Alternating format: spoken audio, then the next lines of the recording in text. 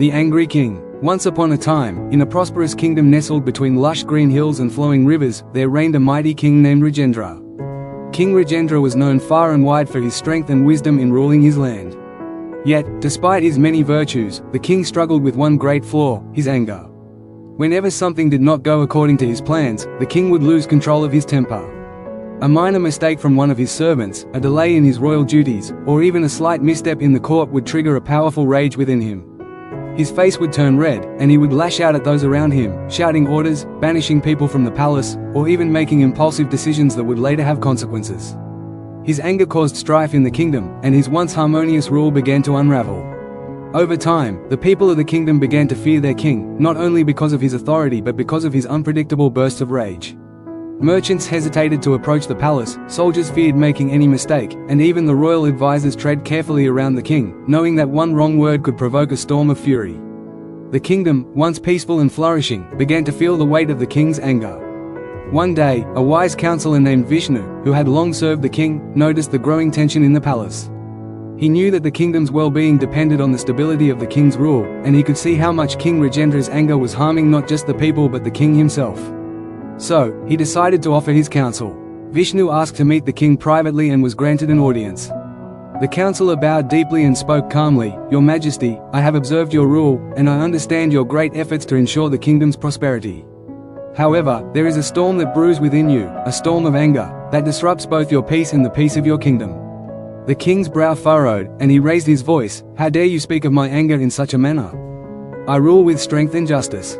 What I do is for the good of my kingdom."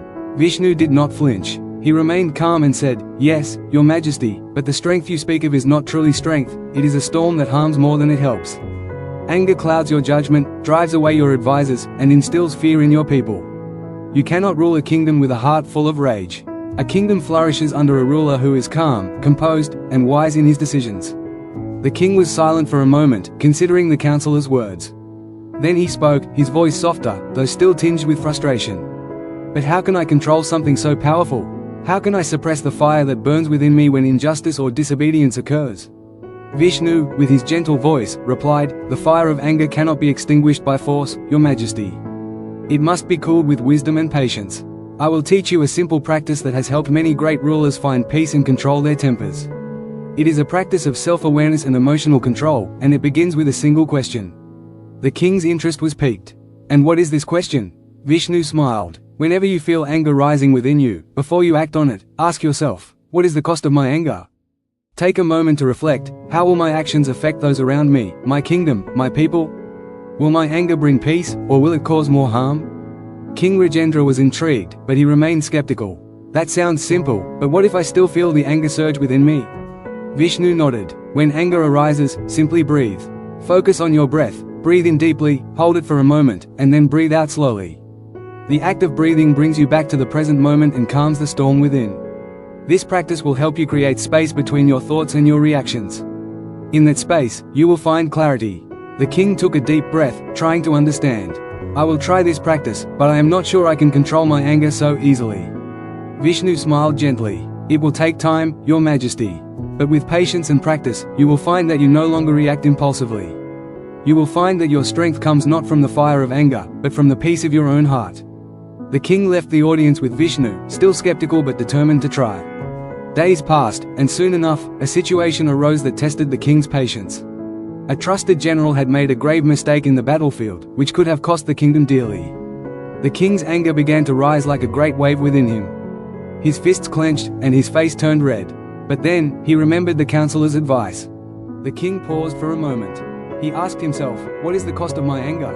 Will shouting at the general help the situation, or will it only create more chaos?" As he reflected, he took a deep breath. He felt the storm inside him calm slightly. The king then went to meet the general, not with rage, but with clarity. Instead of reprimanding the general harshly, the king spoke calmly. "You have made a mistake, but it is not the end. We will find a way to correct it together. Tell me what happened, and let us figure out how we can avoid this in the future." The general, surprised by the king's composed demeanor, explained the situation. Together, they came up with a plan to fix the problem, and the kingdom was spared further conflict. As the days went by, King Rajendra continued to practice Vishnu's advice. Whenever anger began to rise within him, he would pause, breathe, and reflect on the consequences of his actions. Over time, his emotional control grew stronger, and he became known not only for his wisdom in ruling but also for his calm and steady leadership. The people of the kingdom began to notice the change. There was less fear in the air, and the atmosphere in the palace became one of cooperation and respect. The kingdom thrived, and King Rajendra was remembered as a ruler whose true strength came from his ability to control his emotions, to stay calm in the face of challenges, and to lead with wisdom and compassion. Moral of the story: anger, though a natural emotion, can cloud our judgment and harm those around us. True strength lies not in reacting impulsively to our emotions but in having the wisdom and self-control to choose a peaceful and thoughtful response. By practicing emotional awareness, we can find greater clarity, make wiser decisions, and lead more effectively, bringing peace and prosperity to ourselves and others. Thanks for watching. If you found this video insightful, don't forget to give it a like, share it with others who might benefit, and subscribe to the channel for more valuable content like this. Hit the bell icon so you never miss an update. See you in the next video.